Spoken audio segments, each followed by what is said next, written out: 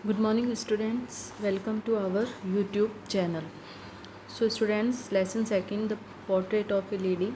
जिस लेसन को हमने लास्ट वीडियो में कंप्लीट कर लिया है, तो उस लेसन के जो क्वेश्चन आंसर हैं आपके 30 to 40 वर्ड्स एंड 125 वर्ड्स, वो क्वेश्चन आंसर आज के हम इस वीडियो में देखेंगे.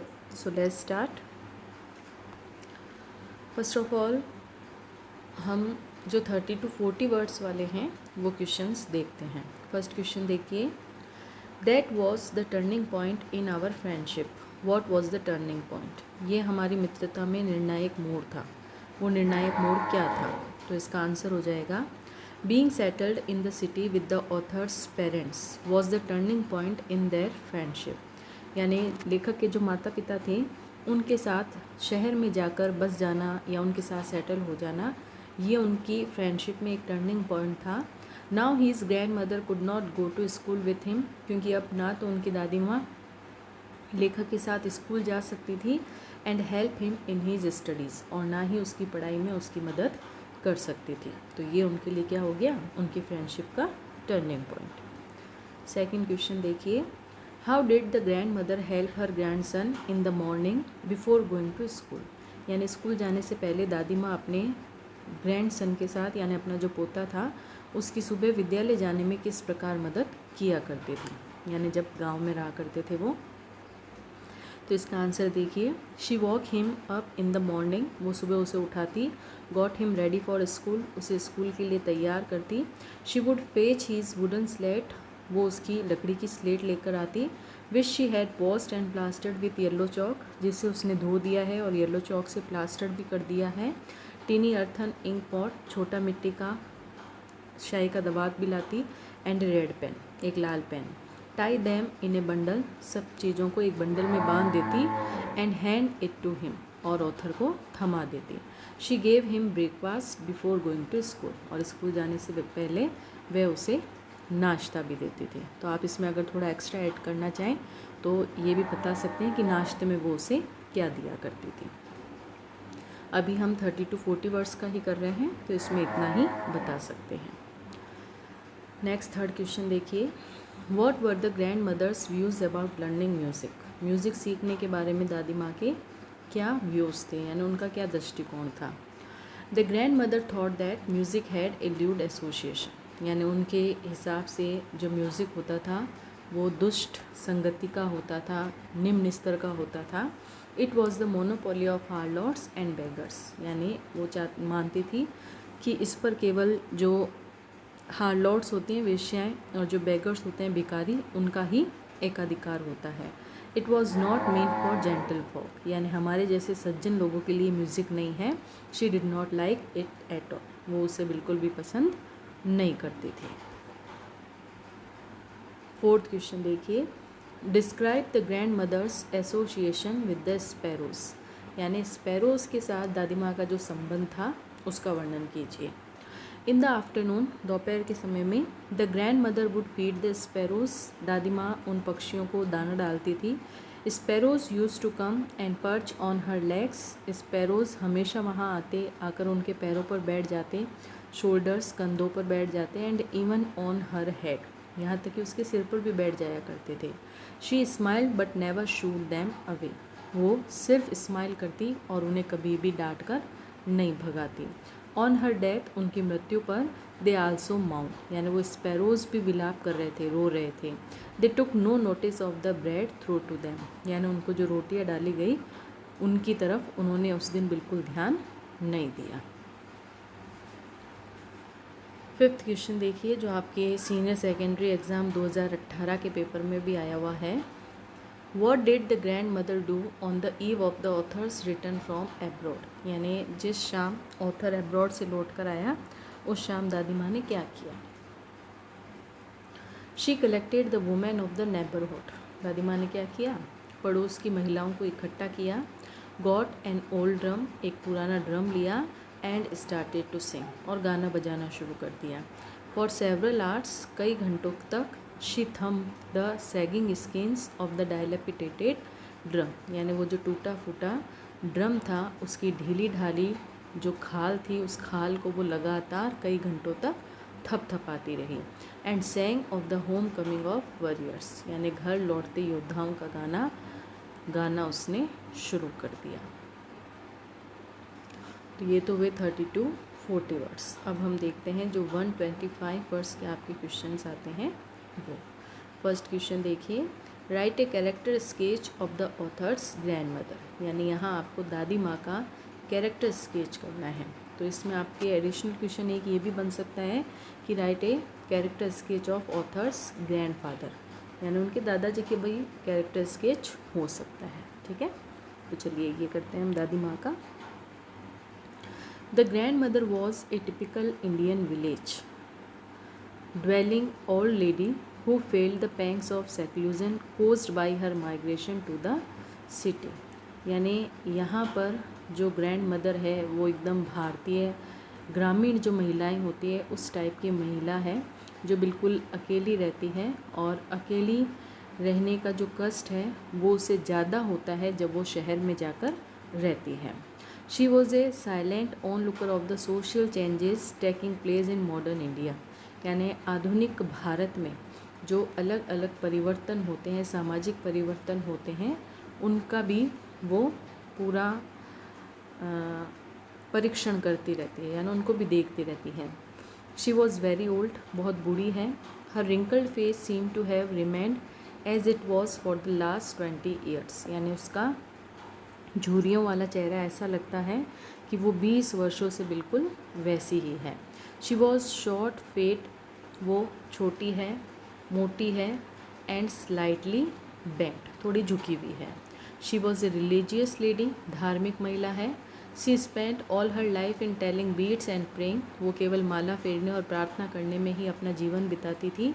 शी रीड स्क्रिप्चर्स, वो धार्मिक ग्रंथ पढ़ा करती थी। She use to feed dogs in the village, गांव में वो डॉग्स को खाना खिलाती। And sparrows in the city, शहर में पक्षियों को खिलाती। दस, इस प्रकार she was a true lover of animals, वो एनिमल्स की ट्रू लवर थी। She never shoot away the sparrows, वो कभी स्पैरोज को उड़ाकर नहीं भगाती। She was a lady of strong character. She had her own convictions which she rigorously followed, यानी उसके खुद के अपने विचार थे, अपना खुद का दृष्टिकोण था जिनको वो बड़े अच्छे से पालन करती थी। She had four scene her and, उसे अपना अंत पहले ही दिखाई दे दिया। She told in advance that her and has come, उसने पहले ही बोल दिया था कि उसका अंत करीब आ गया है। दो it was a mild fever, जबकि उसे हालांकि हल्का सा बुखार ही हुआ था। The character of the grand mother makes us sentimental, तो पूरे तौर पर अगर हम देखें तो दादी माँ का जो कैरेक्टर है वो हमें सेंटिमेंटल कर देता है, यानी भावुक कर देता है, इमोशनल कर देता है।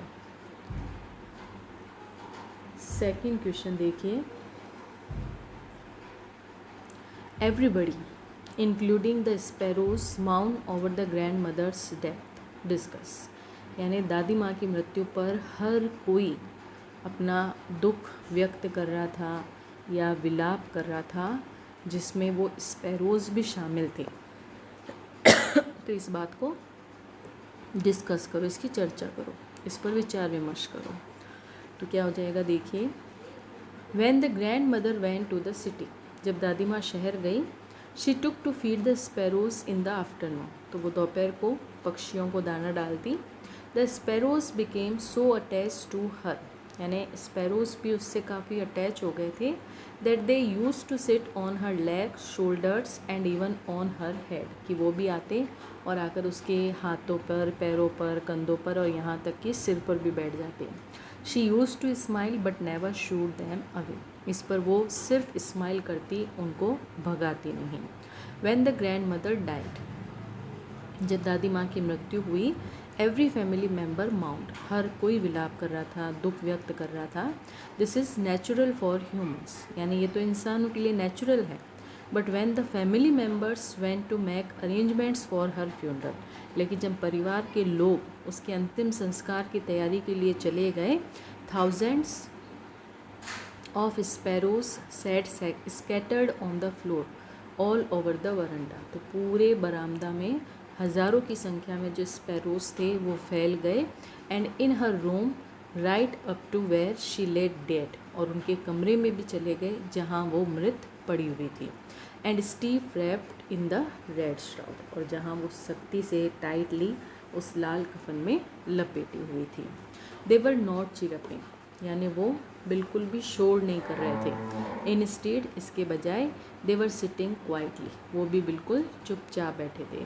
When the author's mother threw bread crumbs to the sparrows, जब ऑथर की माँ ने उन पक्षियों को रोटी के टुकड़े डाले, they took no notice of it, तो उन्होंने उन टुकड़ों की तरफ बिल्कुल ध्यान नहीं दिया। All this things so that, ये सारी चीज़ें दिखाती है, एवरीबडी इंक्लूडिंग द स्पैरोज, कि हर कोई, जिसमें स्पैरोज भी शामिल थे, mourned the grandmother's death, वो दादी माँ की मृत्यु पर दुख व्यक्त कर रहे थे। नेक्स्ट थर्ड क्वेश्चन देखिए, trace the various phases of the author's relationship with his grand mother, यानी लेखक का अपनी दादी माँ से जो संबंध था, उन संबंध की विभिन्न अवस्थाओं को बताइए। तो क्या क्या हो जाएगी, देखिए। The various phases of the author's relationship with his grandmother were as follow. पहली है इन द विलेज, गाँव में जो उनका रिलेशनशिप था। They were always together in the village. The grandmother use to bath him and get him ready for the school. She use to go to school with him because school was attach to the temple. यानी first जो phase होगा वो तो हो जाएगा गांव में, गांव में जो साथ रहते थे, कैसे वो उसे तैयार करती थी, स्कूल ले जाया करती थी, वो सारी चीज़ें। सेकंड फेज़ क्या आ जाएगा, इन द सिटी, शहर में। The author started going to an English school. Now the grandmother could not come to school with the author because he went to school by motor bus. She could not help him in his studies. The grandmother began to spend her time by praying and feeding the sparrows.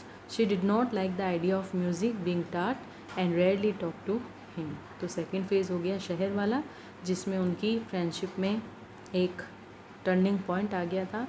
अब वो author को school के लिए तैयार नहीं करती थी, उसके साथ स्कूल नहीं जाती थी, और ना ही ऑथर की पढ़ाई में उसकी मदद कर पाती थी। थर्ड फेज़ आ जाता है when the author went to university, जब ऑथर यूनिवर्सिटी गया। He was given a separate room. The last link of friendship was broken. The grandmother spend all her time in spinning, praying and feeding sparrows. यानी third phase में पूरी तरह से ही उनका friendship का link टूट गया और दादी माँ बिल्कुल अकेली हो गई, और अकेली होकर भी वो अपना सारा समय प्रार्थना करने में, माला फेरने में, पक्षियों को दाना डालने में और चरखा चलाने में लगाती थी। नेक्स्ट क्वेश्चन देखिए, fourth. What was the common link of friendship between the author and his grand mother? How did the grand mother behave when their friendship was snapped? यानी उनका कॉमन लिंक क्या था फ्रेंडशिप का, और जब उनकी ये फ्रेंडशिप का कॉमन लिंक टूटा तो दादी माँ ने कैसे बिहेव किया। The author and his grandmother were living together. Both cared for each other, and it was the common link of friendship between them. When they were in the village, she used to help the author in every way, but when they went to the city, there came a turning point. यानी गांव में थे, मदद करती थी, लेकिन जब शहर में आए तो उनके एक टर्निंग पॉइंट आ गया फ्रेंडशिप में. Now she could not go to school with the author, help him with his lessons. She was disturbed to know about the teaching of music. After this, she did not complain but became silent. She rarely talked to him. When the author went to university, he was given a room of his own. The common link of friendship was snapped. The grandmother accepted her seclusion with resignation. She took a spinning wheel from sunrise to sunset and reciting prayers. In the afternoon, she used to feed the sparrows. तो इस प्रकार वो behave करने लग गए. Next fifth question आता है, जो लास्ट क्वेश्चन है हमारा 125 वर्ड्स का और इस लेसन का. She was like the winter landscape in the mountains, an expanse of pure white serenity breathing peace and contentment. How far do you agree with the author's description of his grandmother as stated above? यानी लेखक द्वारा अपनी दादी माँ के लिए जो उपयुक्त वर्णन किया गया है, उस वर्णन से आप कहाँ तक सहमत हैं? तो आंसर देते हैं इसका, I agree with the description, कि मैं इस वर्णन से सहमत हूँ. द कलर वाइट रिप्रेजेंट्स और सिग्निफाइज प्योरिटी, यानी वाइट कलर प्योरिटी का सिग्नल होता है, इनोसेंस का, डिवाइनिटी का, सेरेनिटी का एंड लाइट का। हियर इन द पोर्ट्रेट, यानी यहाँ जो चित्र दादी माँ का दर्शाया गया है, the grandmother is a symbol of all these qualities, दादी माँ भी इन सभी क्वालिटीज़ की सिंबल है।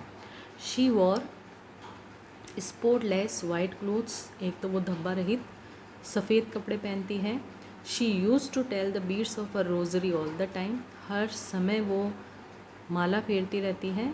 And was always busy praying, और हमेशा प्रार्थना करने में व्यस्त रहती है। इन द विलेज, गाँव में, she use to go to temple daily, वो रोज़ाना मंदिर जाती है। Read the scriptures and feed village dogs, यानी स्क्रिप्चर्स भी पढ़ती है और गांव के डॉग्स को खाना भी खिलाती है। She was disturbed upon knowing that English school taught nothing about God and the scriptures, यानी ये जानकर भी उन्हें दुख होता है कि इंग्लिश स्कूल में भगवान के बारे में, धार्मिक ग्रंथों के बारे में कुछ भी नहीं सिखाया जाता। She use to spin at the spinning wheel and recite prayers from sunrise to sunset, सूर्योदय से लेकर सूर्यास्त तक वो चरखा चलाती रहती है और प्रार्थना करती रहती है। The feeding of the sparrows was the happiest half hour of the day for her, यानी उसके लिए पूरे दिन भर में जो आधा घंटा होता है खुशी का, वो होता है जब वो स्पैरोज के साथ होती है। The sparrows even set on her leg, shoulders and head, sparrows भी उसके लेग्स पर, उसके शोल्डर पर और उसके सिर पर बैठते हैं। सच वॉज हर इनोसेंस, ये है उनका इनोसेंस। तो ये सारी जो क्वालिटीज़ हैं दादी माँ में, उसके कारण ये जो वर्णन दादी माँ के लिए किया गया है वो बिल्कुल सही है और हम इससे एग्री करते हैं। तो ये हुए हमारे क्वेश्चन आंसर, और इसी के साथ हमारे ये जो लेसन सेकंड था the portrait of A lady, वो भी कंप्लीट होता है। तो नेक्स्ट जो भी हमारा टॉपिक रहेगा वो हम हमारे नेक्स्ट वीडियो में करेंगे। Thank you.